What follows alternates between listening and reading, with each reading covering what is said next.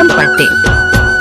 आधा कगार मेरे बोले करने सुवा सुवाला छे तो मारो यारो पियारो लगा यारो यारो मानींद लगा रे।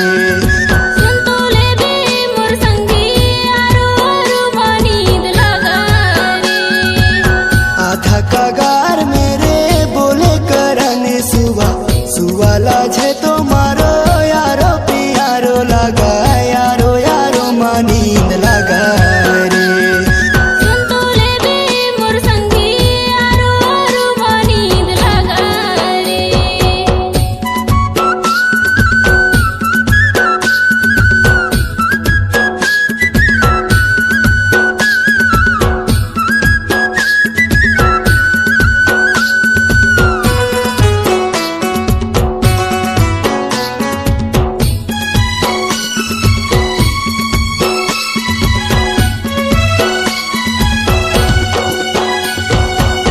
चिड़ैया बर्फी पर के फर फूलला खात है अपन जिनगानी के सुख दुख लगाए गोठिया थे।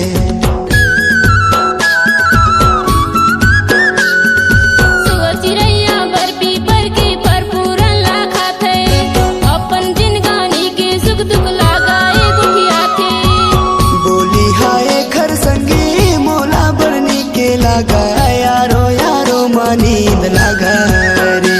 पंचम पट्टे। ले मोर संगी यारो यारो मानींद लगा रे।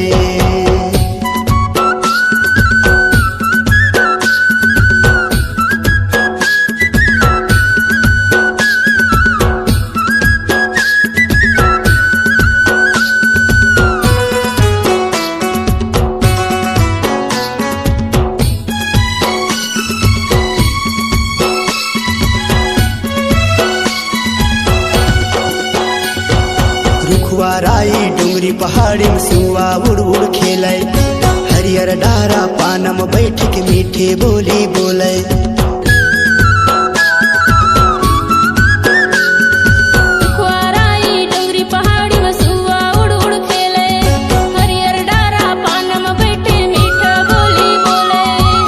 तू वाला छे तो धांधो पिंजरा माए मोर संगी यारो यारो मानींद लगा